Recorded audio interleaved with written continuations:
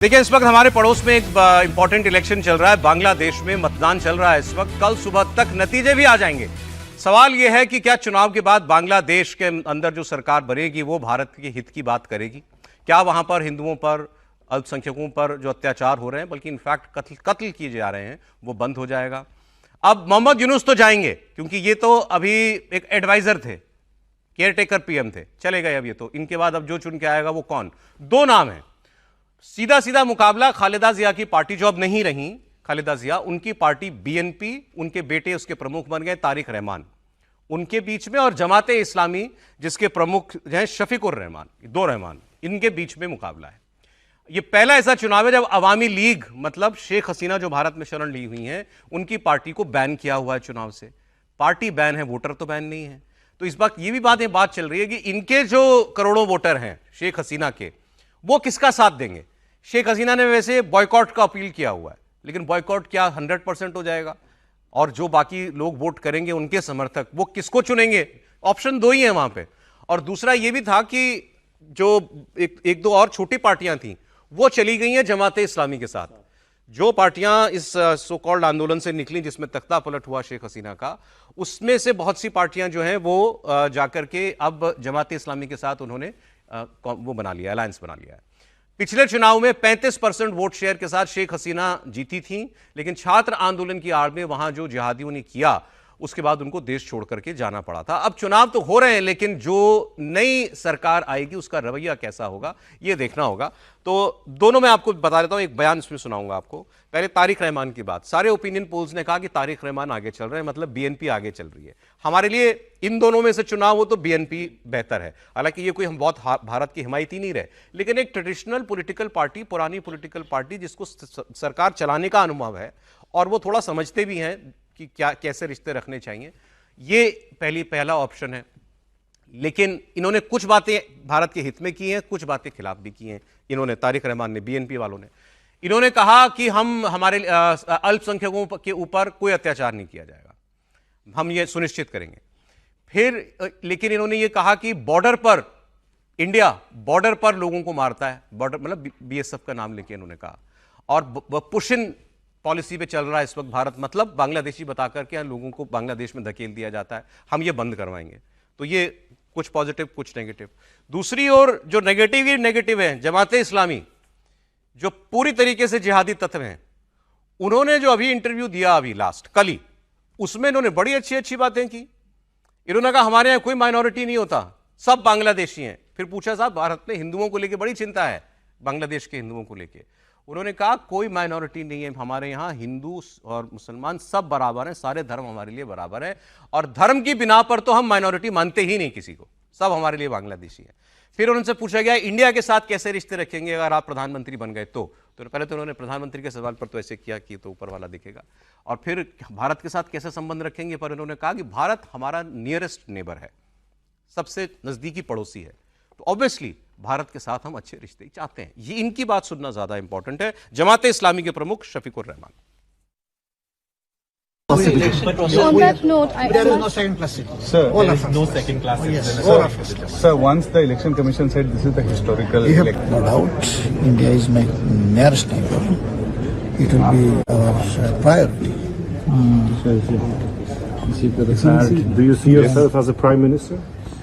Sorry, sir. You will be the prime minister? I don't know. It's one question, last question from my side. In India, there is a concern about minorities in Hindu. What's your message to the I have no minority in my country. Hindu? No minority. We all are equal. How are We Bangladesh? are all first class citizen in this country. We never endorse any minority or majority. What would Only upon the basis of belief. We never admit it. तो इन्होंने कहा हमारे यहाँ कोई first class second class citizen नहीं, सब first class citizen है। किसी ने पूछा कि भाई माइनॉरिटी तो सेकंड क्लास सिटीजन बन गए हैं, उनका no, everybody is first class and there is no minority. India is our nearest neighbour, India is a priority, प्राथमिकता है हमारी भारत। बातें बड़ी अच्छी करते हैं। आबादी हिंदुओं की कहाँ पहुंच गई है? लास्ट सेंसस में शायद 10% के करीब थी, अब शायद 8% के करीब पहुंच गई है। 8%। और अभी पिछले दिनों में मेरे ख्याल से 2 दर्जन के करीब हत्याएं जो हैं पिछले 1 साल के अंदर हो चुकी हैं हिंदुओं की वहां पर। लेकिन आपको मालूम है सबसे इंटरेस्टिंग बात क्या हुई? जमात वाले मंदिर जाना शुरू हो गए चुनाव से पहले। चुनाव से पहले इन लोगों ने मंत्री आने शुरू हिंदू कर दिया। उम्मीदवार दिए, हिंदू कैंडिडेट उतारे जमात ने इस बार, 2-3 जगह हिंदू कैंडिडेट भी उतारे। तो और ये बात हमारे लिए तो तारिक रहमान का जीतना बेहतर होगा। निश्चित रूप से तारिक रहमान का जितना बेहतर होगा, लेकिन अभी ये पहला बांग्लादेश का चुनाव है जो जहां बैटल ऑफ बेगम्स नहीं है, मतलब दोनों बेगम जो चुनाव में आमने सामने रहती है, इस बार दोनों नहीं है। और इस बार सबसे बड़ा प्रश्न ये है कि अवामी लीग का जो वोटर है वो कहां जाने वाला है और हिंदू वोटर कहां जाने वाला है, ये 2 वोटर बड़े तय करेंगे। कहा यह भी जा रहा है कि अवामी लीग का एक बड़ा वोटर जो है वो चुनाव से बायकॉट करेगा। ये भी कहा जा रहा है कि भाई इसमें से कई वोटर जो वो बीएनपी को वोट करने वाले हैं। लेकिन दूसरे तरीका, बीएनपी ताकतवर जरूर नजर आ रही है, लेकिन जमात इस्लामी को मोहम्मद यूनुस का समर्थन प्राप्त है, वहां पर सेना का समर्थन प्राप्त है। तो ये कहा जा रहा है कि भाई सरकार ऐसा वहां पर चुनाव में धांधली करेगी कि बीएनपी अपने दम पे सरकार न बना पाए, गठबंधन की सरकार बने, और ऐसे में जमात इस्लामी पावरफुल कंडीशन के अंदर आए और वह सरकार के अंदर शामिल हो। मैं एक एक्स सीआईए ऑफिसर का सर इंटरव्यू सुन रहा था अभी परसों का, उनका एक कहना यह था कि एक्चुअली ये लड़ाई जो है ये कोई बहुत फ्री और फेयर इलेक्शन नहीं है, बिकॉज इसमें पाकिस्तान आईएसआई का बहुत बड़ा रोल है इसके अंदर। वो जमात के पीछे पूरी ताकत और पैसे के साथ लगी हुई है। तो क्या पाकिस्तान इस चुनाव को जमात के पक्ष में इन्फ्लुएंस करा सकता है सर?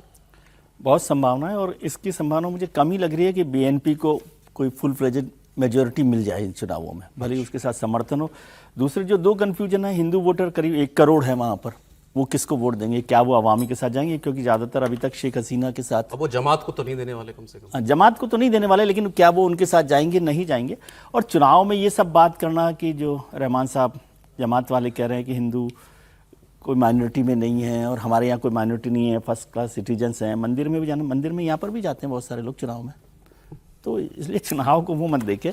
और दूसरी बात, पाकिस्तान का जब संविधान बना और जो नवंबर 1947 का कॉन्स्टिट्यूएंट असेंबली का जिन्ना का जो भाषण है, उसमें तो उन्होंने कहा कि हम सेकुलर कंट्री बनाएंगे, ये सेकुलर कंट्री है। तो देख लिया आपने सेकुलर कंट्री कैसा है। इस्लामिक रिपब्लिक ऑफ बांग्लादेश है। हाँ, तो ये तो इस्लामिक रिपब्लिक ऑफ बांग्लादेश है। तो यहाँ पर लेकिन फिर भी अवामी लीग आए, ये भारत के लिए आप इसको जरूरी नहीं मानते कि बीएनपी जीत जाएगी? नहीं सर, एक इंपॉर्टेंट लाइन है, अली रियाज वहां पर जो संविधान सभा के आयोग के अध्यक्ष है जो अभी बांग्लादेश के, वो अमेरिका में रहते हैं, उनका कल बहुत महत्वपूर्ण बयान आया। उन्होंने कहा है कि ये जो सांसद चुने जाएंगे सरकार नहीं बनाएंगे, ये संविधान सभा के सदस्य होंगे, क्योंकि इस समय रेफरेंडम भी चल रहा है, भी वोटिंग हो रही है।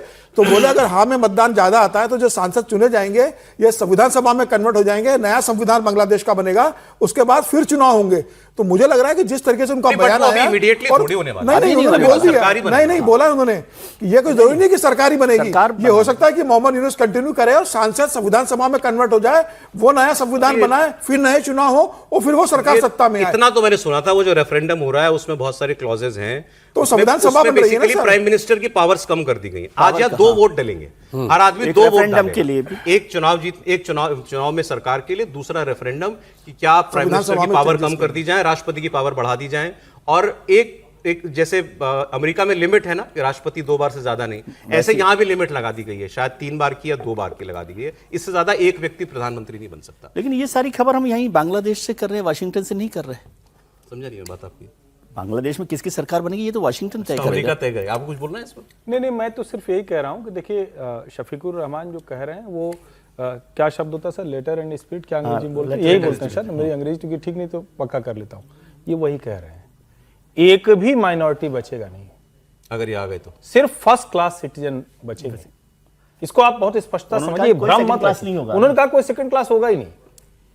अभी तो आप शेख मुजीबुर रहमान तक को बर्दाश्त नहीं कर पाए भाई, पता नहीं कैसे, मतलब किस बेहयाई से वो बोल रहे हैं। शेख मुजीबुर रहमान को बर्दाश्त नहीं कर पाए, बांग्ला संगीत को बर्दाश्त नहीं कर पाए, बांग्लादेश के इतिहास को बर्दाश्त नहीं कर पाए, उसके बाद आप करेंगे नहीं हमारे यहां सब फर्स्ट क्लास सिटीजन होंगे। इसका सीधा सा मतलब होगा रेडिकल इस्लाम के अलावा किसी की कोई जगह नए बांग्लादेश में नहीं होगी अगर जमात जीत गई।